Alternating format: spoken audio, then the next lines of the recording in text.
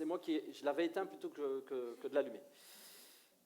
On a une petite annonce de notre frère, le pasteur Séraphin. Alors, pour ceux qui ne connaissent pas encore Séraphin, vous allez voir sa tête. Séraphin, c'est le pasteur qui est à la capitale, à Madagascar. Donc, il faut savoir qu'aujourd'hui, à Madagascar, c'est la fête des mères.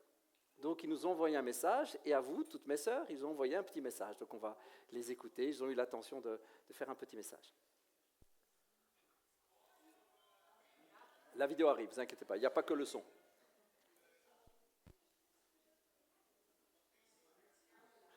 Voilà. Attendez, on va la remettre au début. Et c'est la fête des mères. Donc, vous avez pasteur Séraphin et son épouse, pasteur Lys. C'est Violicia, mais tout le monde l'appelle Lys.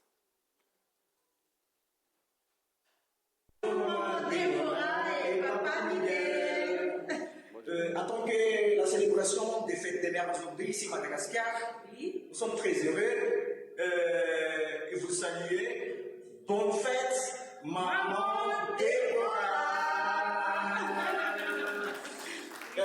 Nous sommes fiers de vous en tant que notre mère spirituelle. Nous aimons beaucoup dans nos cœurs. Que Dieu vous bénisse, maman Déborah.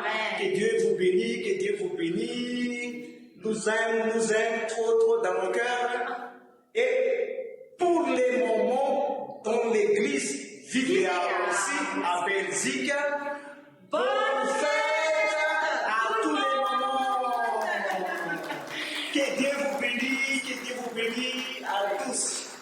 Oui, et que Dieu vous emmène jusqu'à l'extrémité de la terre et il accomplira votre vision pour Vivia. Oui. Amen. Amen. Et Bonne fête maman aussi à Joël. Oui. Dieu bénit l'église Vivia internationale. Amen. Amen. À bientôt. Ils sont choux, hein? Dieu vous bénisse, Dieu vous aime. Voilà, ce matin, en fait, il m'avait envoyé une petite vidéo comme ça, vite entre deux, en nous disant bonjour, en bénissant l'église et en disant bon anniversaire à maman Déborah, à maman Joël. Puis je dis, c'est chouette, je vais la partager à tout le monde. Du coup, ils l'ont refaite un petit peu. Pasteur Lys s'est coiffé, parce que c'était un petit peu comme ça, au lever du lit presque. Donc, moi, je trouvais ça tellement chou, mais ils ont refait une vidéo. Et voilà, c'est vraiment très, très, très gentil de leur part. Ils ont pris le temps ce matin de faire ça. Donc voilà, je sais qu'ils vont regarder parce qu'ils suivent tous les lives. Donc, on voudrait, en famille Vivia, souhaiter une bonne fête des mères à toutes nos sœurs à Madagascar. Et vraiment, on veut vous bénir. Les sœurs, les mères, les grands-mères sont une bénédiction pour l'Église, une bénédiction pour le monde. Merci Seigneur pour les femmes que tu nous donnes, les guerrières que tu nous donnes. Nous voulons honorer nos femmes, nous voulons honorer nos mères et les mères tout autour de nous. Alors, tous ensemble, on leur souhaite bonne fête des mères. Voilà.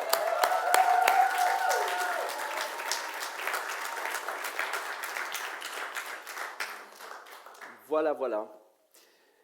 Allez, on va rentrer dans le message. Je suis tellement béni du moment de louange qu'on a passé. J'espère que vous avez été bénis comme moi. Après, ça avait déjà commencé avant, dans le moment de prière, avec l'équipe de prière. On se demandait si on allait rester debout pour faire la louange ou pas. La présence de Dieu est vraiment bonne, elle est vraiment forte. Et Seigneur, on veut vraiment te remercier. Père, je te confie ce moment maintenant. Vraiment, Saint-Esprit, tu conduis ces quelques mots, ces quelques paroles. Merci pour ton action, précieux Saint-Esprit. Sans toi, nous ne pouvons rien faire. Seigneur, c'est toi qui opères dans les cœurs, qui opère dans nos vies. C'est toi, toute la gloire te revient. Et pour tout cela, je te dis merci. Je te fais confiance. Dans le beau nom de Jésus, Père, j'ai prié. Amen. On reprend après un moment où on a fait autre chose. On reprend cette série que j'avais commencée. Enfin, Pasteur Andrés l'a plus ou moins continué quand même. Mais disons que moi, je reviens à ce que j'avais sur le cœur. J'avais commencé cette série « Être comme son maître ». Je vous fais vite un petit récap pour ceux qui n'étaient peut-être pas là au début, très rapidement. Nous avons cette déclaration de Jésus dans Luc 6 qui nous dit « Le disciple accompli sera comme son maître ». Connaissez cette déclaration? C'est une déclaration forte et puissante. Jésus dit, il n'est pas plus grand que son maître, mais bien formé, bien accompli, il sera comme son maître. Je vous avais partagé à ce moment-là, en introduction, je vous avais partagé que le mot accompli dans le texte qu'on trouve en grec, c'est katartizo. Vous vous souvenez? Je vous avais dit, mémorisez le mot katartizo, qui veut dire redresser, ajuster, compléter. C'est donc vraiment une action qui se fait, une action extérieure, qui vient et qui redresse, corrige, ajuste, complète, apporte ce qui manque. C'est tout un travail pour nous former encore et nous rendre. Et j'attirais vraiment votre attention sur une chose très forte. Jésus dit, le disciple sera et pas fera. Pourquoi j'attirais vraiment l'attention là-dessus? Parce qu'on peut très vite tomber dans le fera, sans avoir le sera. C'est du français ce que je vous dis. On peut très vite tomber dans « je dois accomplir » sans changer. Vous me suivez? On peut très bien faire des tas de choses sans avoir été profondément transformé par le Saint-Esprit. Mais je vous assure qu'on ne peut pas rester sans rien faire si on a été d'abord profondément changé par le Saint-Esprit. C'est une nécessité. Nous avons même une mise en garde de la part de Jésus qui dit il y a un moment donné, certains se présenteront devant moi en disant « Seigneur, j'ai fait. J'ai chassé des démons, j'ai guéri des malades, Seigneur, j'ai fait, j'ai même prophétisé, Seigneur, j'ai fait. » Et Dieu dira à ce moment-là, Jésus répondra « Je ne te connais pas. » Il y a là une mise en garde. Ça ne doit pas nous faire peur, ça doit nous mettre en garde. C'est une mise en garde à « Oui, mais est-ce que tu es changé? Qui es-tu? Est-ce que tu sais qui tu es? Qui es-tu pour Jésus? Est-ce que tu es transformé de l'intérieur? Parce que ce n'est pas le tout d'accomplir, le but c'est d'être.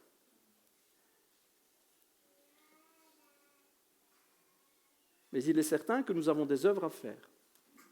Nous avons des œuvres à accomplir. Ces œuvres, la Bible nous dit, elles sont préparées depuis tout le temps. Elles sont préparées d'avance. Dieu a préparé ces œuvres dans le but que nous les accomplissions. Mais le but, ce n'est pas que nous méritions quoi que ce soit, que nous essayons d'aller chercher et décrocher une certaine place d'entrée au ciel, un ticket d'entrée en accomplissant des œuvres. Non, le but c'est d'être changé, complètement transformé par la grâce et simplement par la grâce de Dieu, parce que l'on croit, la grâce agit, elle nous transforme, et alors nous rentrons dans ce travail, dans ces œuvres préparées d'avance. Vous me suivez? Il ne faut pas mettre, comme on dit chez nous, la charrue avant les bœufs. Je vous laisse choisir si vous êtes la charrue ou les bœufs. Il faut faire les choses dans le bon ordre. Il faut d'abord être transformé, laisser Dieu agir, et alors nous ferons. Et comment cela se fait-il? Comment ce katartizo, cet ajustement, ce redressement, cette action, comment elle se passe en nous? C'est par le Saint-Esprit. Pierre va dire, dans l'épître de Pierre, 1 Pierre 5, « Le Dieu de toute grâce qui vous a appelé en Jésus-Christ à sa gloire éternelle, après que vous aurez souffert un peu de temps », ça c'est parfois une phrase qu'on ne lit pas, « souffert un peu de temps, notre cerveau l'efface ». Souffert, non, absolument pas. Vous perfectionnera lui-même, vous affermira, vous fortifiera, vous rendra inébranlable. Le Dieu de toute grâce, qui vous a appelé en Jésus-Christ, après que vous ayez souffert un peu, vous perfectionnera lui-même. Vous comprenez l'importance des mots? Il dit, je le ferai moi. Ce n'est donc pas une action que nous faisons nous, mais une action que nous laissons faire à quelqu'un d'autre. Nous sommes donc appelés à laisser l'Esprit de Dieu agir en nous, laisser Dieu faire afin qu'il nous change de l'intérieur. Et c'est là que, vous savez quoi? Eh bien, les Romains s'empoignent. C'est là que ça devient compliqué. C'est là que ça devient très, très, très compliqué pour la plupart d'entre nous. Pourquoi? Parce que on a du mal à faire la différence entre je fais l'effort de laisser Dieu faire et je fais des efforts. Discussion absolument interminable que j'ai avec ma grande fille. Le nombre de fois qu'elle me dit, on en discute 1000 fois, à chaque fois elle dit, ah ouais, j'ai compris. Mais je comprends, c'est super pas facile. Parce qu'on est pris par on est pris entre les deux. Hein. On se dit, mais donc, si je sais qu'il y a un truc que je fais qui n'est pas bien, je fais quand même un effort pour plus le faire. Ouais. Ok. Donc je dois me forcer à plus le faire, donc je fais des tas d'efforts et puis et puis on ne sait plus trop où est la limite en fait. On s'impose le fait de ne plus le faire. Et puis on se rend compte bien souvent que c'est bien plus compliqué qu'on ne le croyait, on n'y arrive pas. Et puis, comme on n'y arrive pas, on pleure, on se lamente, et puis même on culpabilise, on dit « Ah, j'y arrive pas ». Et puis, on en parle à son père ou à son pasteur ou à n'importe qui, puis il dit « Mais il faut laisser Dieu faire ».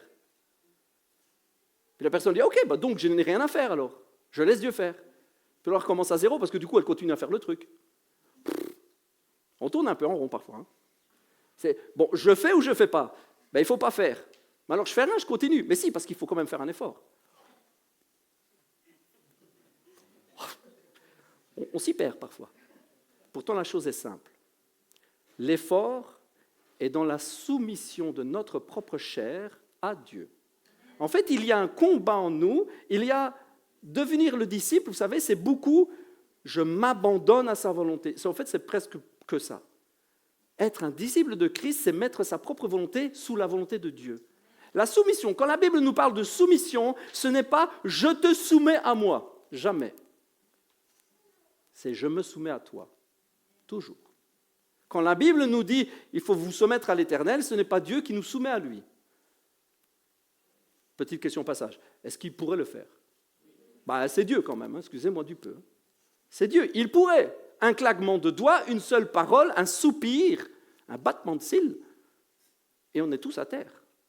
Mais est-ce que c'est dans le cœur de Dieu ça? Non, il est beaucoup trop amour, beaucoup trop parfait. Il veut des enfants qui s'attachent à lui par volonté propre.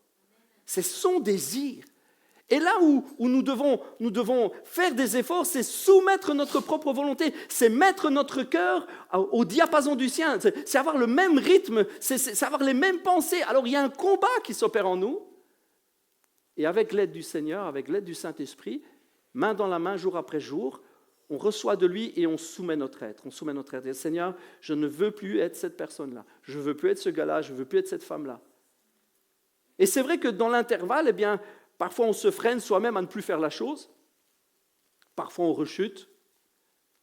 Parfois, on y arrive, parfois, on n'y arrive pas. C'est vrai qu'il y a une sorte de flou entre « j'en ai absolument rien à faire, je continue, je mène ma vie parce que je m'en fous » et puis « je suis complètement délivré ». Il y a un gap entre les deux. Il y a un moment entre les deux où je prends conscience et je décide qu'il agisse en moi. Et je fais parfois des allers-retours entre je fais des efforts, mais en fait, ça ne sert à rien de me battre contre mon propre moi. Humainement, je dois me battre spirituellement. Donc, ok, je remets les cases dans leur petite place dans ma tête. Donc, en fait, je dois à chaque fois venir et soumettre ma volonté à sa volonté, le laisser agir dans ma vie. Il me lit, il me change, ça devient ma nouvelle nature et du coup, je n'accomplis plus le mal. Et c'est toute une histoire de, vous savez, où on essaye, on fait des allers-retours parfois, mais on avance et on devient. Il y a une promesse absolument extraordinaire. C'est que nous sommes tous appelés à devenir. Et vous savez, là où ça devient vraiment extraordinaire, c'est que Dieu nous voit déjà comme nous allons devenir. Ça, c'est extraordinaire. Quand on s'appuie sur sa grâce et qu'on commence à connaître le cœur du Père, on se rend compte qu'il nous voit de sa perspective à lui. Et dans sa perspective, vous savez quoi? C'est déjà fait. Vous êtes déjà l'homme et la femme libres parfaitement. Et donc, il vous voit comme ça, il vous appelle comme ça, il vous bénit comme cela. Et donc, il vous accepte au ciel comme cela. Parce que c'est fait. Et notre job à nous, c'est de devenir comme lui en laissant l'Esprit de Dieu nous convaincre, agir, mettre notre volonté en disant « Mais je suis plus ce gars-là. » Pourtant, ta chair va te dire « Mais tu le fais encore. » Ouais, peut-être.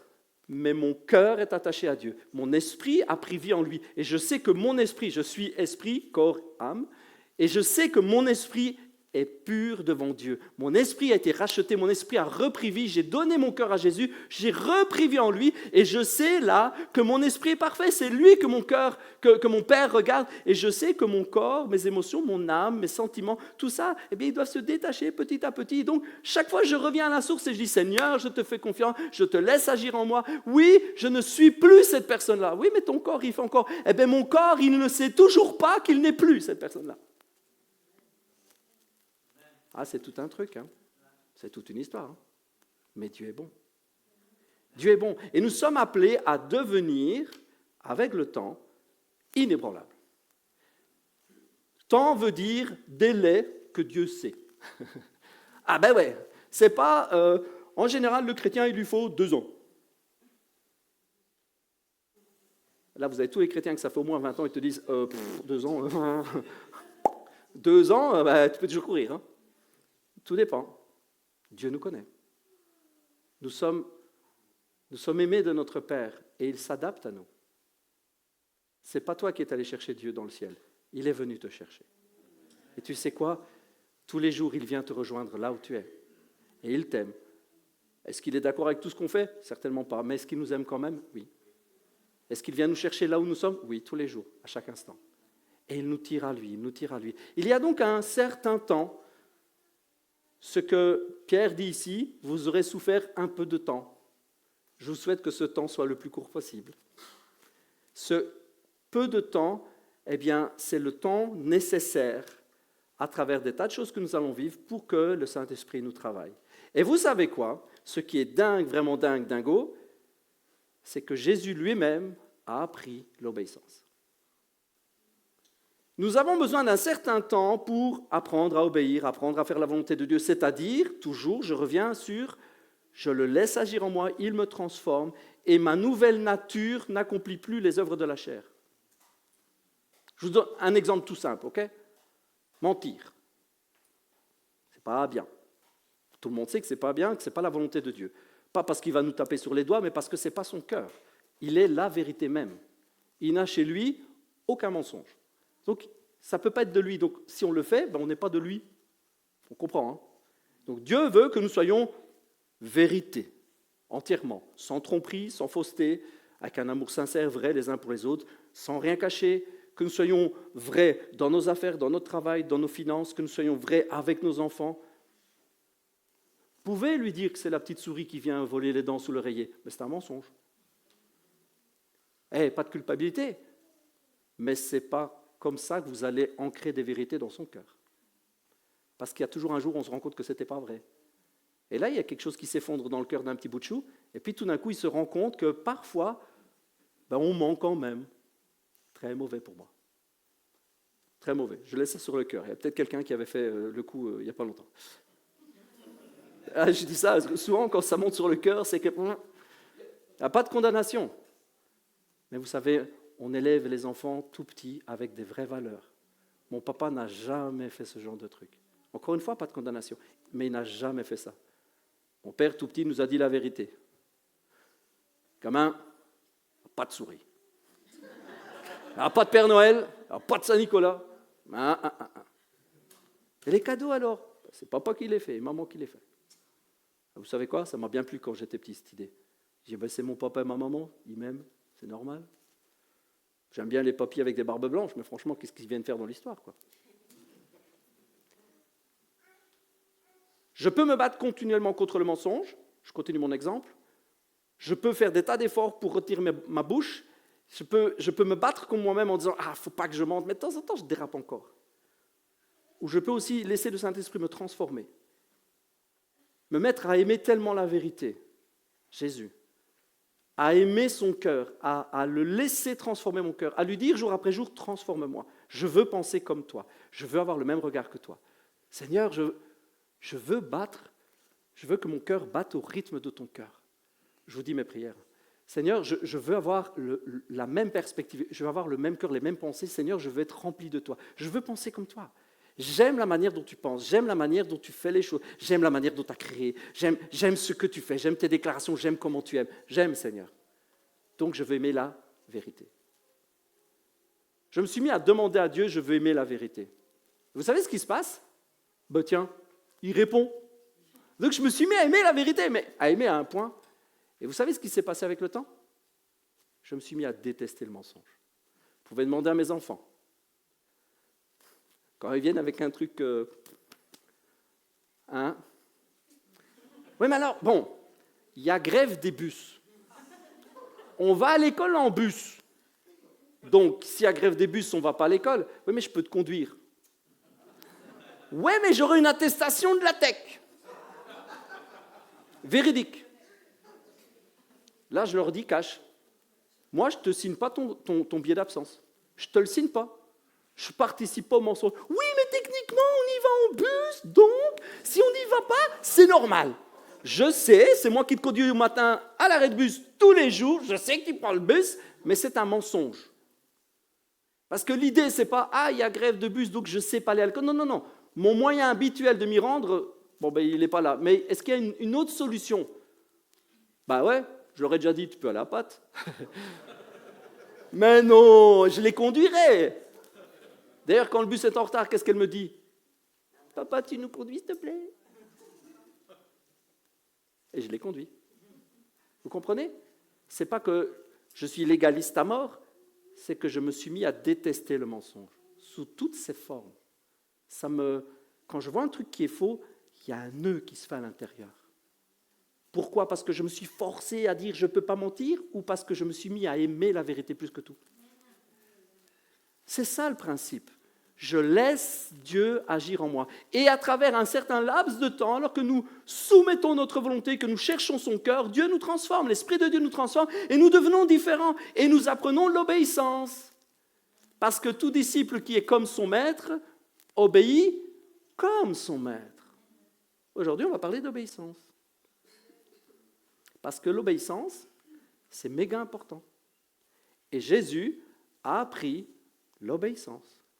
Hébreux 5, ainsi, au cours de sa vie sur terre, Jésus, avec de grands cris et de grandes larmes, a présenté des prières et des supplications à celui qui pouvait le sauver de la mort. Il a été exaucé à cause de sa soumission à Dieu. Bien qu'étant fils de Dieu, il a appris l'obéissance par tout ce qu'il a souffert.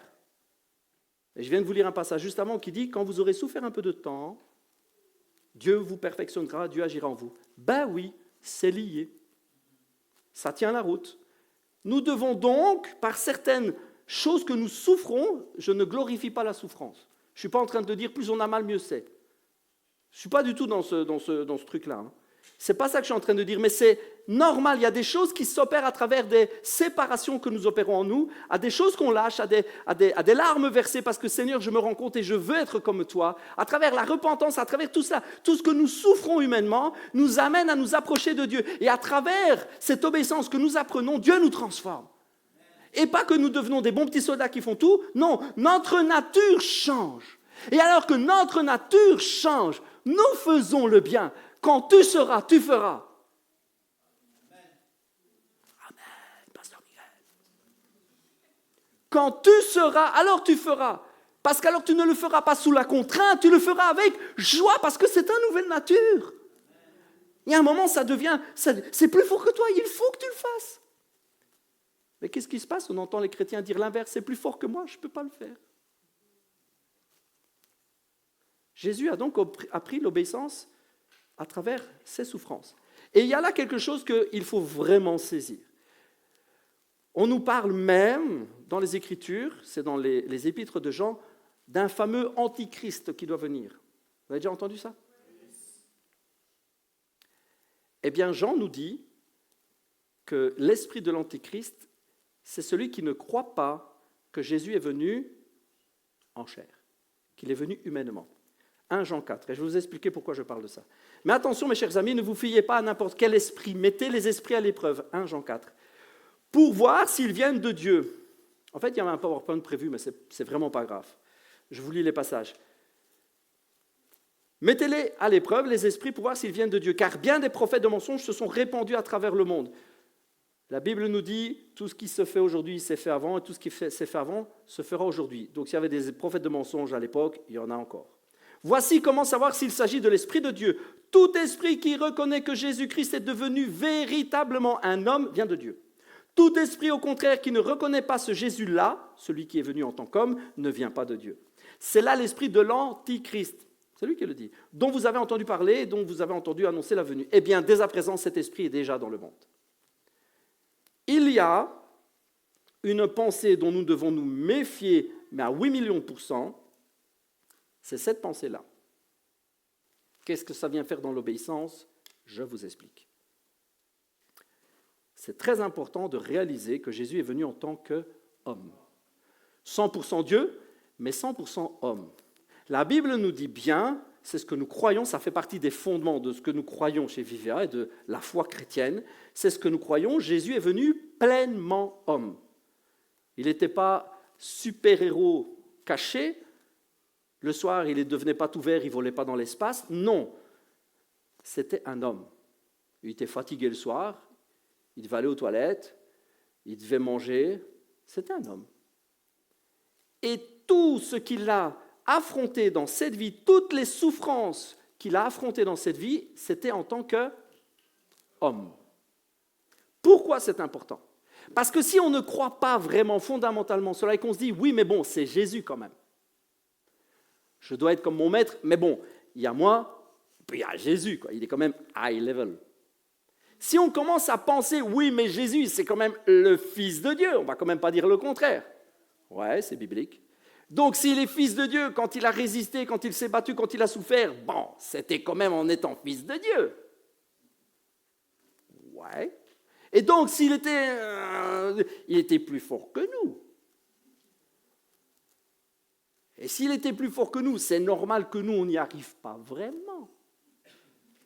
Vous voyez, le danger de cette pensée, c'est qu'elle est anti-Dieu. Elle est anti-évangile. Elle est anti-Christ. Parce que si vous pensez que ce que Jésus a accompli, c'est parce qu'il était Jésus quand même, ben alors il ne faut même pas essayer, les copains. On n'y arrivera jamais. Pourquoi se donner tant de peine? Pourquoi même se mettre la pression?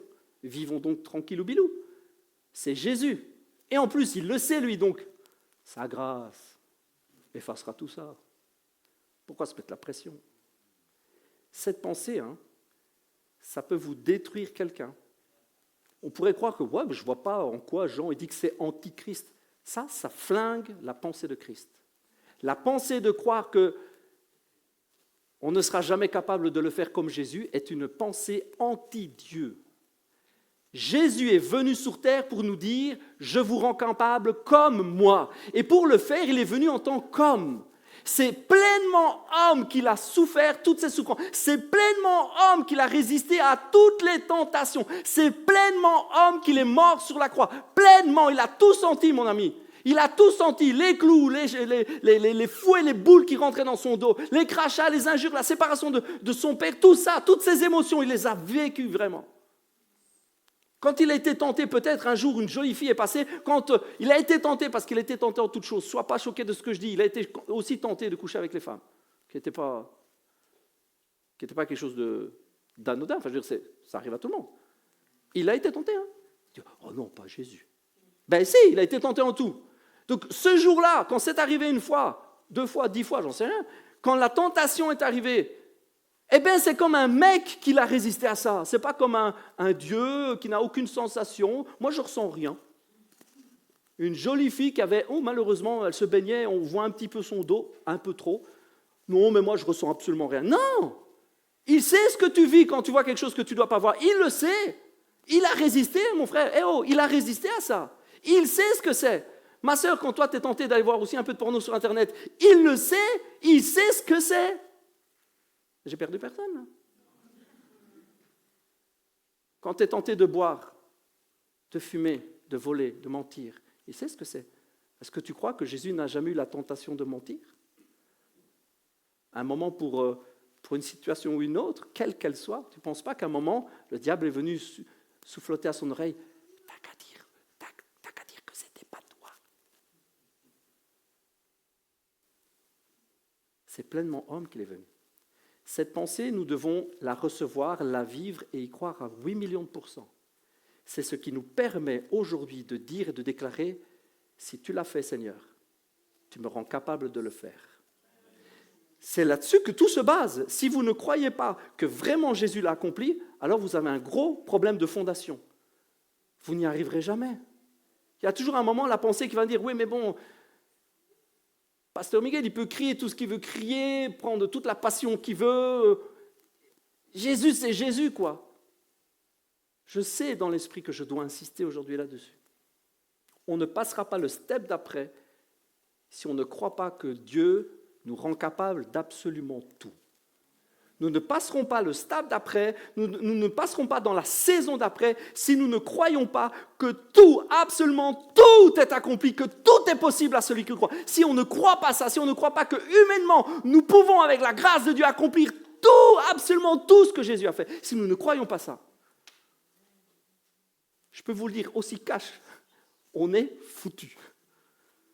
Comment voulez-vous affronter toute la vie en ayant foi en Dieu, en croyant que Dieu ne peut pas vous rendre capable? Nous devons croire ça. C'est une pensée anti-Dieu, anti-Christ. Et puisque Jésus a été tenté, a vécu, a souffert parfaitement en étant homme, alors, Hébreux 4 nous dit, Jésus, qui a été tenté en toutes choses, connaît parfaitement notre faiblesse. Parce que vous savez quoi? Telle une combinaison de plongée, Jésus a enfilé notre corps et notre humanité. Il était bloup. Vous savez ceux qui ont fait de la plongée, hein, quand on met la tenue de plongée, hein, on est tout collé. Il a enfilé notre humanité comme on enfile une combi de plongée, il était dedans. Et il était vraiment dedans. Il a vécu tout ce qu'on a vécu. Et il sait et il connaît toutes nos faiblesses. On a beau essayer de lui cacher quelque chose, il connaît toutes nos faiblesses. Nous devons, c'est indispensable, apprendre l'obéissance en nous basant là-dessus. En disant, Seigneur, si toi tu as obéi en toutes choses, en étant un homme, à plus forte raison, maintenant que tu as tout vaincu et que tu me donnes ta grâce, à plus forte raison, je peux accomplir les mêmes œuvres. Je peux être comme toi. Je peux avoir le même cœur que toi, je peux avoir la même pensée que toi, je peux avoir les mêmes victoires que toi, je peux marcher la tête haute comme toi. Seigneur, je crois que tu me rends capable. Et alors que nous vivons cette pensée, alors que nous sommes habités de cette pensée, nous savons, nous croyons et nous déclarons que tout va changer. Tout va être différent. Dès là, maintenant, tout de suite, tout est différent. Mon frère, ma soeur, tout est différent. Ce qui veut dire que si tu dis « oui, mais », tu as les 10 chrétiens autour de toi qui vont se retourner et dire « on a dit qu'on ne disait plus ». Trop souvent, pendant mon ministère, j'ai entendu les chrétiens dire « ouais, mais pasteur, c'est dur ». Bon, il faut qu'on mette les choses à plat. Nulle part, c'est marqué que ce serait facile. Numéro 1. Numéro 2, tout est à notre portée. En général, la discussion s'arrête là. Je ne suis pas en train de dire que je le prends par-dessus la jambe, en disant « oh, fais un effort, hein, loulou. Allez, va, Dieu te rend capable. Hein. » On dit ça chez nous, hein. Avec l'accent et tout, c'est mieux. Allez, hein, quitte chaud, vas-y. Hein. Ma fille dit toujours que je fais les accents et que c'est moche. Mais ils sont bien faits. Hein. BY.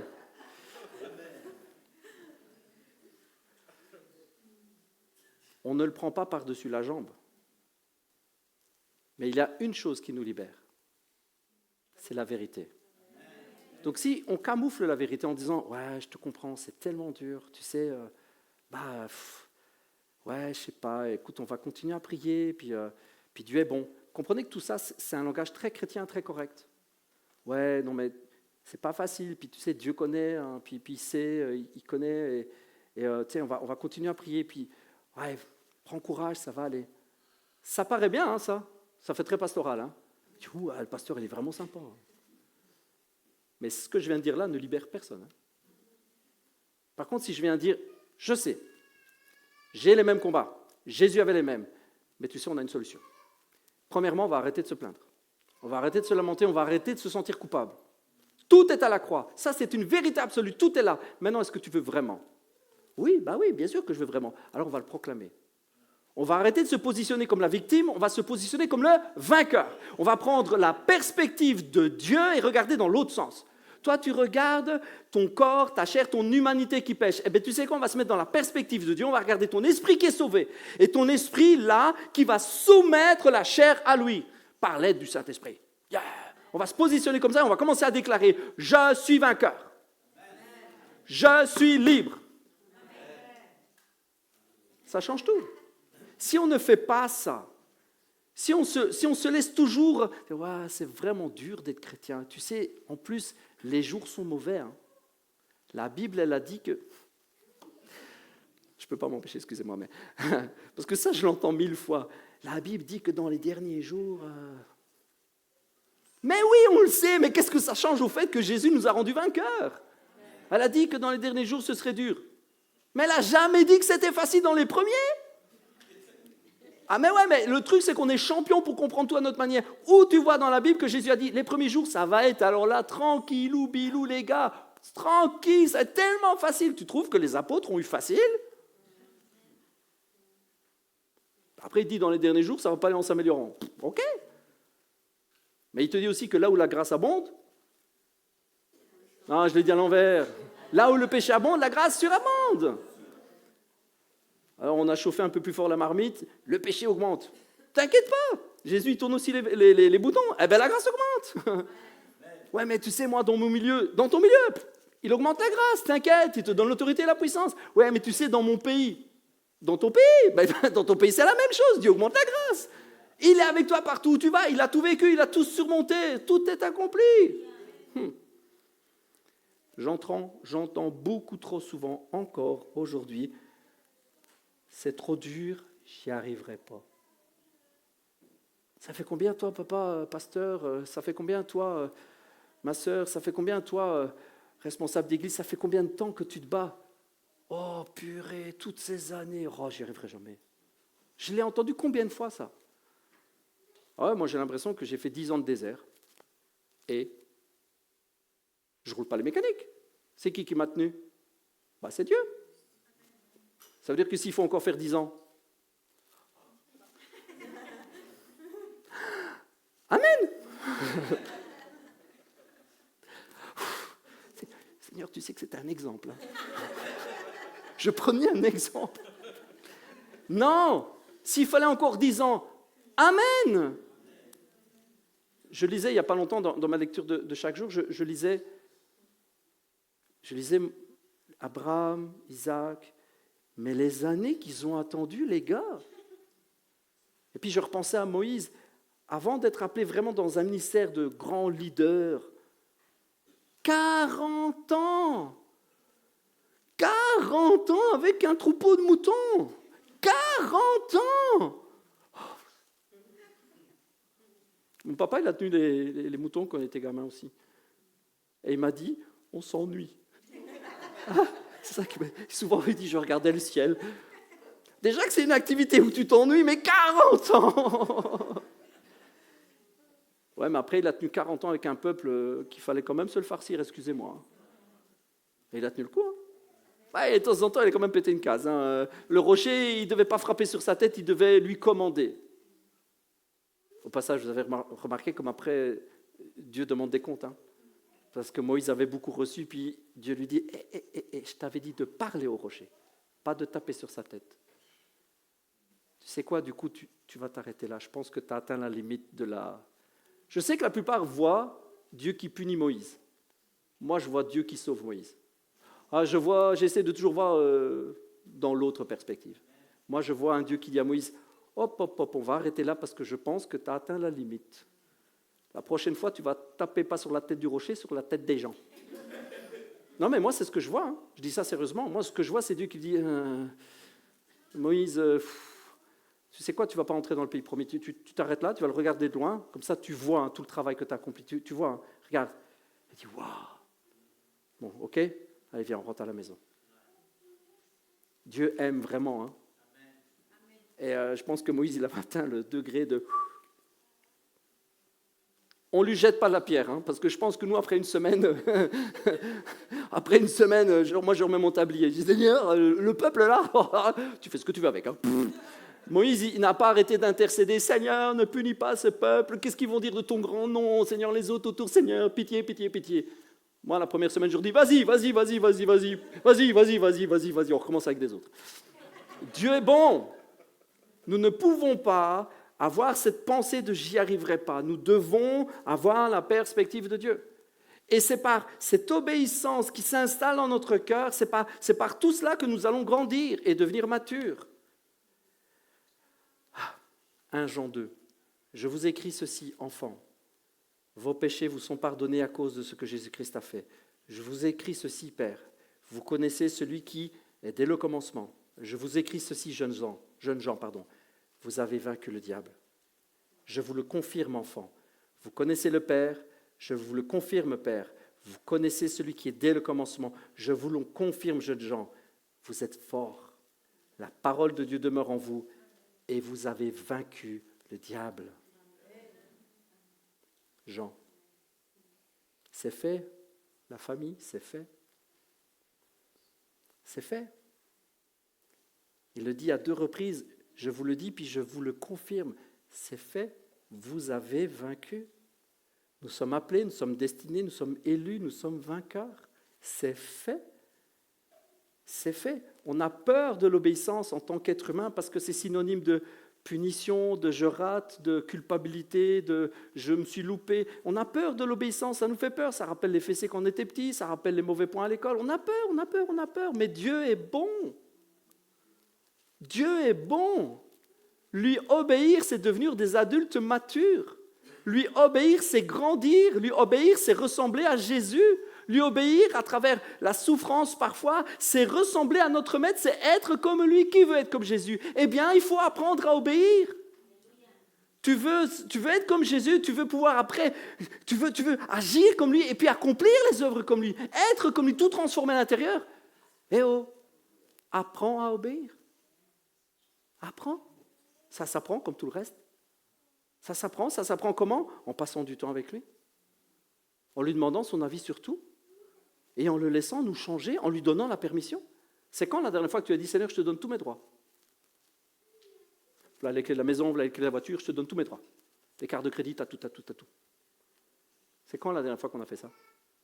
C'est-à-dire, ça implique que si Dieu te demande de faire un versement à quelque chose, tu dois le faire. Si tu lui as dit, prends mes cartes de crédit. Si tu as dit, prends les clés de la maison, c'est-à-dire, Seigneur, te met à cœur justement d'accueillir quelqu'un. Tu as donné les clés de la voiture. Justement, il faudrait bien faire un aller-retour pour aider un frère. C'est quand la dernière fois qu'on a donné tout à Jésus? Prends mon temps, prends mon agenda. En parlant d'agenda, ça tombe bien, on doit faire un travail ici dans la salle. Je ne suis pas à dispo.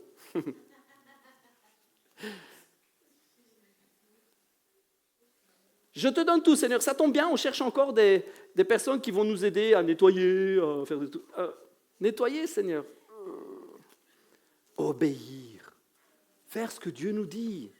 Dans la joie. Faire ce que Dieu nous dit avec simplicité de cœur. Faire ce que Dieu nous demande. Accomplir juste sa volonté.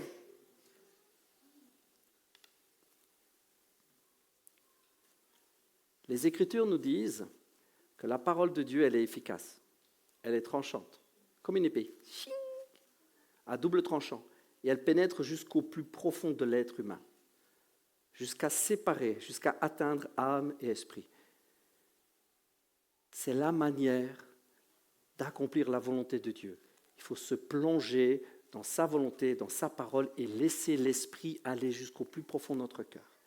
Voilà pourquoi le terme souffrance est utilisé. Parce que tu sais quoi? Quand le Seigneur va venir et va vouloir couper un petit bout qui dépasse en disant « Je viens émonder, ma chère vigne, je viens t'aider à porter du fruit, je viens couper les branches qu'il ne faut pas, et je viens travailler ce qu'il faut travailler. » Ça pique un peu parfois. Vous me suivez? Vous êtes toujours réveillés? Ça pique un peu. Mais c'est bon. Quand j'étais petit, mon papa, il avait des arbres fruitiers à la maison. Et je me souviens que quand j'étais petit, j'étais jeune, petit pas, c'était après mes 12 ans, donc j'étais jeune. Il avait des arbres fruitiers. Et je me souviens que quand il coupait, un jour, il m'avait expliqué que l'arbre, il souffre quand même, qu'on coupe. Et donc, on mettait ou des produits ou des trucs comme ça pour qu'il n'y ait pas d'infection, pas de maladie qui rentre. C'est un peu comme un bobo qu'on doit soigner.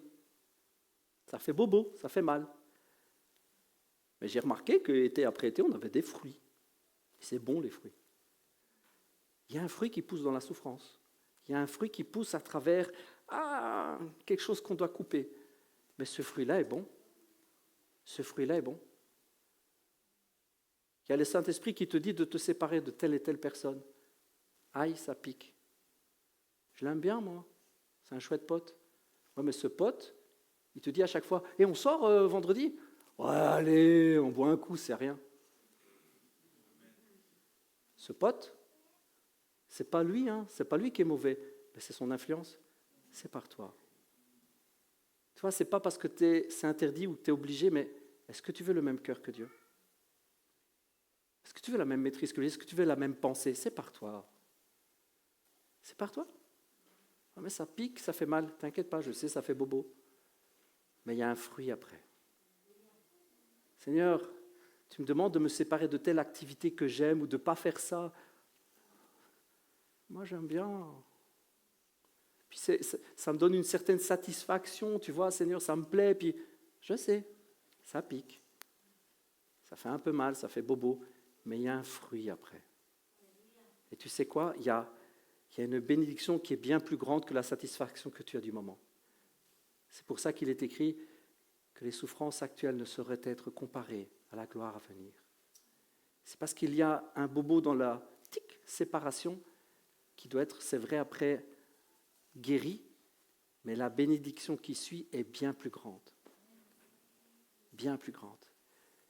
Si nous voulons être comme Jésus, eh bien, il faut accepter, comme Jésus, d'apprendre, à travers certaines souffrances, à obéir.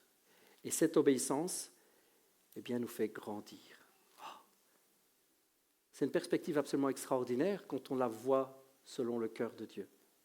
Dieu nous appelle à devenir grands, adultes, forts, inébranlables. Et ce que je dis là n'est pas en désaccord avec ce que Pasteur Andrés a prêché en disant qu'il faut être comme des enfants. Un adulte selon Dieu, c'est un enfant selon le monde. Ben si. Les choses folles de ce monde, les choses folles pour ce monde, c'est les choses tout à fait saintes et bonnes de Dieu. Les choses bonnes de Dieu, le monde les voit comme folles. On appelle bien ce que Dieu dit, non, c'est mal. Et puis, de ce que Dieu dit, c'est bien, le monde dit, c'est mal. Et donc, être un enfant, parfois pour ce monde, en disant, tu crois à des bêtises pareilles, toi? Non, mais je pensais que tu étais quand même quelqu'un de plus intelligent. Véridique, hein, c'est du vécu, ça. Ah, toi, tu crois à ce genre de truc? Ah ouais. On se sent jugé, analysé de la tête aux pieds. Ben ouais, quoi, j'assume. Être un enfant pour ce monde, c'est être souvent dans la pensée du cœur du Père. Quand on reçoit les choses aussi simplement qu'un enfant, c'est être un adulte pour lui. On obéit, on fait sa volonté. Yes? Seigneur Jésus, je veux te remercier. Merci pour ta présence, merci pour ces quelques paroles. Seigneur, merci parce que c'est toi qui déposes dimanche après dimanche et jour après jour que nous passons avec toi, c'est toi qui déposes les convictions dont nous avons besoin. Je prie maintenant, Père, pour que ce message laisse des convictions fortes dans mon cœur, dans nos cœurs à tous. Seigneur, je sais, je ressens que tu appelles vraiment certains à un grand changement, à un grand chamboulement. Et j'entends que tu dis, il ne faut pas avoir peur, je suis là. Seigneur, merci de nous chambouler, merci de nous secouer, merci de nous rendre semblables à toi. Seigneur, je veux apprendre encore et encore et encore à faire ta volonté. Je veux apprendre à mettre ma propre volonté sous ta volonté.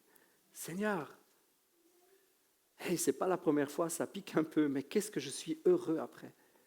C'est tellement bon de voir que tu prends plus de place dans ma vie. C'est tellement bon de te voir agir dans tous les recoins de mon cœur. Et puis je me rends compte que je me mets à aimer les choses que toi tu aimes. Tu me sépares de ce que je dois être séparé, puis je me mets à aimer les choses comme toi. Seigneur, j'aime l'idée de te ressembler chaque jour un peu plus. Seigneur, merci pour les convictions que tu déposes dans le cœur de mes frères et sœurs.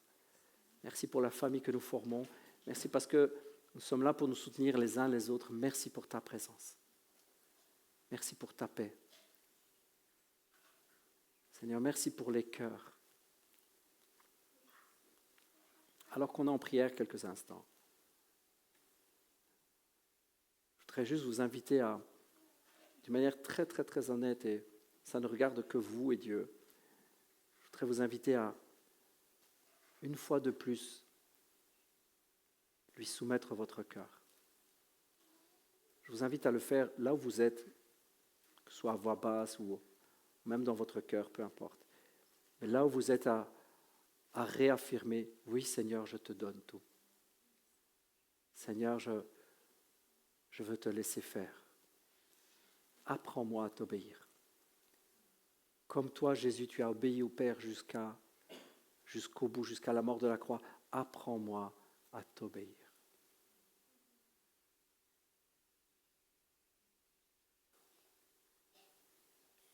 Et je vous invite à laisser vraiment, à ressentir combien la paix de Dieu descend quand on dit ce genre de choses et qu'on les vit vraiment. On sent la paix de Dieu. J'espère que vous la sentez comme moi je la sens, mais on sent la paix de Dieu qui descend. Seigneur, je veux faire ta volonté. Quand c'est sincère, on sent l'approbation du Père. On sent le regard tendre du Père qui dit « Je sais ma fille, je sais mon fils, je sais que c'est vrai, c'est ton désir. Je suis là pour toi. » Savourez juste ce moment. Savourez ce moment où le Père, avec ses regards tendres, ses regards d'amour, vous fait juste cette petite confidence. Je suis là avec toi. On va le faire à deux. Je vais le faire avec toi. Je vais agir dans ton cœur. Si tu me laisses faire. Merci Père pour la communauté que tu bénis. Merci parce que tu nous appelles à 1000 coudées supplémentaires. Tu nous appelles à aller plus loin avec toi. Tu nous appelles à étendre nos cordages, tu nous appelles à élargir nos tentes et tu nous appelles à aller plus loin dans ce fleuve. Tu nous appelles à aller plus loin dans les eaux. Merci Seigneur Jésus. Seigneur, je bénis la famille, je bénis la communauté, Père, que tu nous as confiée. Seigneur, je la bénis en toi. Je dépose ta paix, ta grâce et ta bénédiction sur chacun, Père. Je te bénis pour chacun d'entre eux qui sont précieux, précieux devant toi, et qui sont aussi très précieux pour moi. Merci, Père. À ton nom revient la gloire, aujourd'hui et pour l'éternité. Dans le nom de Jésus, Père, j'ai prié. Amen. Soyez abondamment bénis, abondamment.